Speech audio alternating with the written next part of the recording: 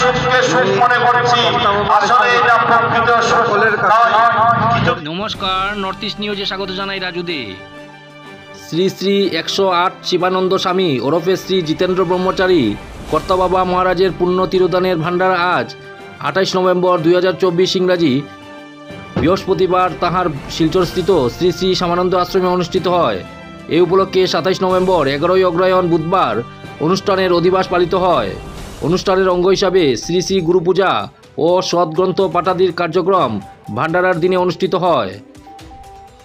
শ্রী শ্রী 108 শিবানন্দ স্বামী ওরফে শ্রী জিতেন্দ্র ব্রহ্মচারী কর্তাবাবা মহারাজের পুণ্য তিরোদানের ভাণ্ডার আজ 28 নভেম্বর 2024 ইংরাজি বৃহস্পতিবার তাহার শিলচরস্থিত শ্রী শ্রী শ্যামানন্দ আশ্রমে অনুষ্ঠিত হয়। এই উপলক্ষে 27 নভেম্বর 11ই অগ্রহায়ণ বুধবার অনুষ্ঠানের অধিবাস পালিত হয়। অনুষ্ঠানের অঙ্গ হিসাবে শ্রী শ্রী গুরু পূজা ও সৎগ্রন্থ পাঠাদির কার্যক্রম ভান্ডারার দিনে অনুষ্ঠিত হয়। শ্রী শ্রী 108 শিবানন্দ স্বামী ওরফে শ্রী জিতেন্দ্র ব্রহ্মচারী কর্তাবাবা মহারাজের পুণ্য তিরোদানের ভাণ্ডার আজ 28 নভেম্বর 2024 ইংরাজি বৃহস্পতিবার তাহার শিলচরস্থিত শ্রী শ্রী শ্যামানন্দ আশ্রমে অনুষ্ঠিত হয়। এই উপলক্ষে 27 নভেম্বর 11ই অগ্রহায়ণ বুধবার অনুষ্ঠানের অধিবাস পালিত হয়। অনুষ্ঠানের অঙ্গ হিসাবে শ্রী শ্রী গুরু পূজা ও সৎগ্রন্থ পাঠাদির কার্যক্রম ভান্ডারার দিনে অনুষ্ঠিত হয়।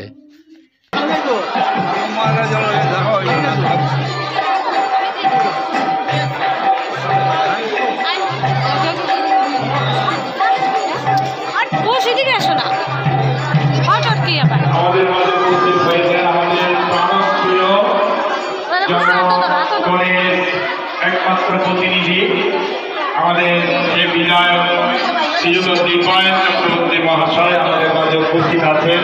আর অনেকেই আমাদের মাঝে উপস্থিত হয়েছেন। আজকে রামকৃষ্ণ গিরি মহারাজজি উপস্থিত আছেন। ভোলাগিরি আশ্রমের পূজ্য মহারাজ শ্রীমন কুমারানন্দ গিরি মহারাজজি এবং আরও বিভিন্ন আশ্রম থেকে আগত জৈন মহারাজরা এসেছেন আজকে এই বাবার ধামে সকলের পুণ্য লাভ করার জন্য।